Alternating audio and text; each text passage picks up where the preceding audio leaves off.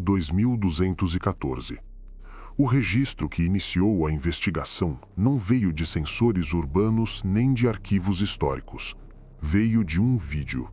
2 adolescentes exploravam os cofres subterrâneos de Edimburgo, gravando conteúdo para redes sociais.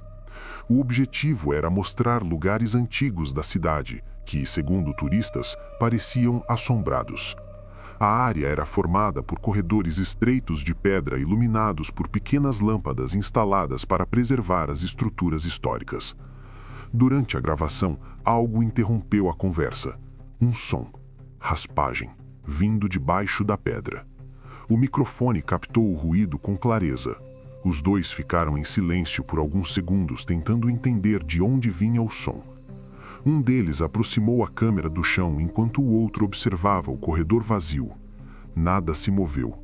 Então um dos adolescentes bateu o pé no chão, rindo da situação. 2 toques curtos. Silêncio. Alguns segundos depois, o chão respondeu. 2 batidas. Os 2 se entreolharam tentando decidir se aquilo havia sido eco ou coincidência. O som não se repetiu.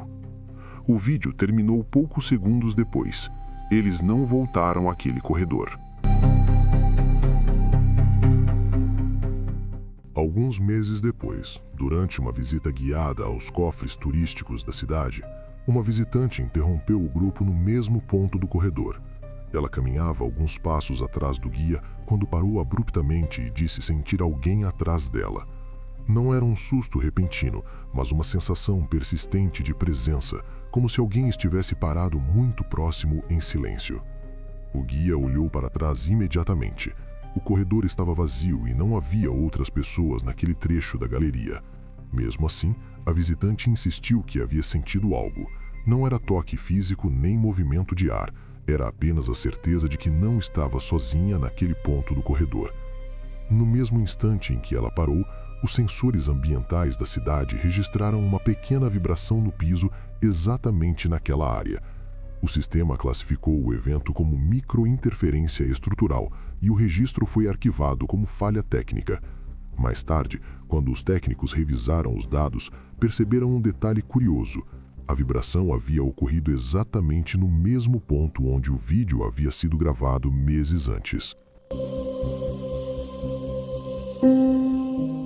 Quando o vídeo começou a circular na rede local, os sistemas urbanos de monitoramento ambiental foram revisados.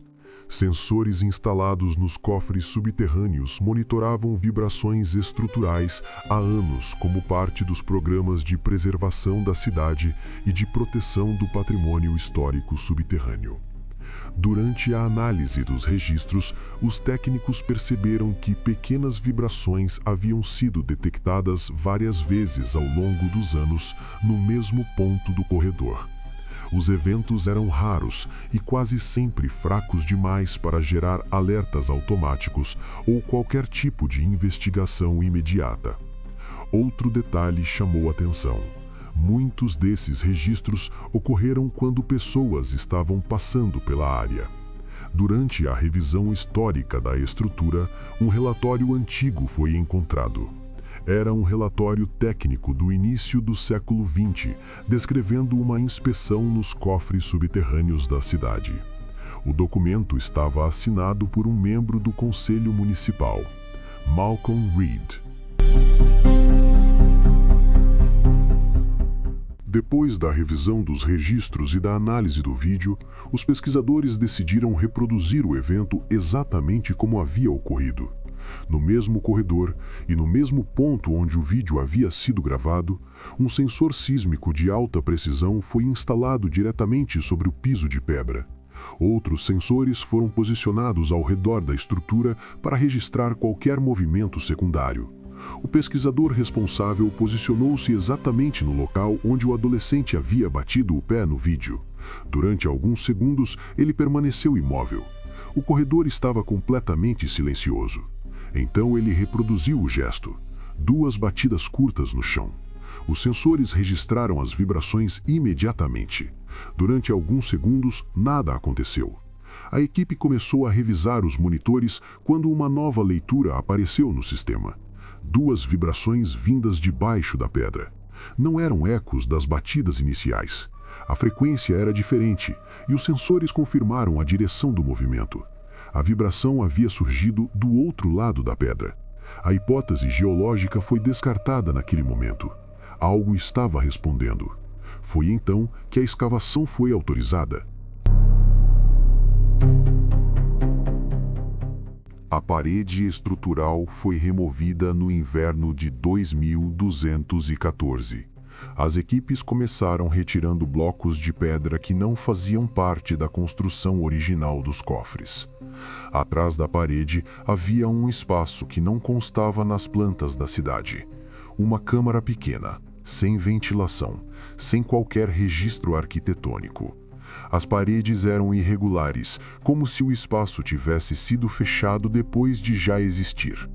Quando a iluminação foi direcionada para o chão, os pesquisadores perceberam imediatamente as marcas na pedra. Centenas de linhas profundas riscavam o piso.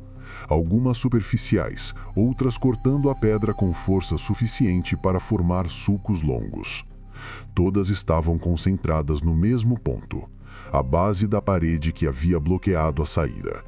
As marcas não apareciam nas outras paredes da câmara. Todo o esforço parecia ter sido concentrado naquele único lugar, como se alguém tivesse passado dias raspando o chão, sempre tentando aprofundar o mesmo sulco, tentando cavar uma passagem, tentando sair. A escavação revelou fragmentos misturados ao solo compactado da câmara. Fragmentos têxteis de lã escura, um botão metálico com o selo do Conselho Municipal de Edimburgo utilizado no início do século XX, além de fragmentos ósseos extremamente degradados e dentes humanos preservados. Em 2214, a identificação não dependia apenas de aparência. Os restos foram analisados com scanner osteométrico tridimensional. A estrutura óssea fragmentada foi reconstruída digitalmente e comparada com registros biométricos históricos preservados nos arquivos da cidade. A correspondência indicava um único indivíduo possível, Malcolm Reed. Os registros históricos foram cruzados novamente. Relatório de inspeção subterrânea assinado por Reed. Data da inspeção. Data do suposto embarque internacional. A lista original de passageiros do navio. O nome não estava lá. A conclusão investigativa mudou completamente. Malcolm Reed não desapareceu durante uma viagem. Malcolm Reed nunca saiu de Edimburgo. Malcolm Reed nunca saiu da Câmara. Antes de selar o espaço novamente, os pesquisadores realizaram um último teste. Um sensor de vibração foi colocado no chão da câmara e a pergunta foi registrada em áudio. Quem está aqui? Durante alguns segundos nada aconteceu. Então os sensores registraram um movimento. 2 batidas curtas. O mesmo padrão detectado no vídeo. A câmara foi selada novamente. Não por medo, mas por decisão administrativa. Edimburgo continuou funcionando. Turistas continuaram caminhando pelas ruas antigas. Restaurantes continuaram servindo próximos à Ponte Sul. A cidade permaneceu eficiente, organizada, próspera. E abaixo dela, em um espaço que nunca foi registrado oficialmente, os sensores continuaram registrando raspagens na pedra. Eu observo cidades que celebram eficiência. Observo sistemas que aprendem a registrar o impossível. E observo aquilo que permanece quando um nome deixa de constar. A cidade continua. Eu continuo. Se você deseja continuar observando aquilo que não consta nos registros oficiais, permaneça. Porque algumas estruturas não desaparecem com o tempo. Elas apenas esperam.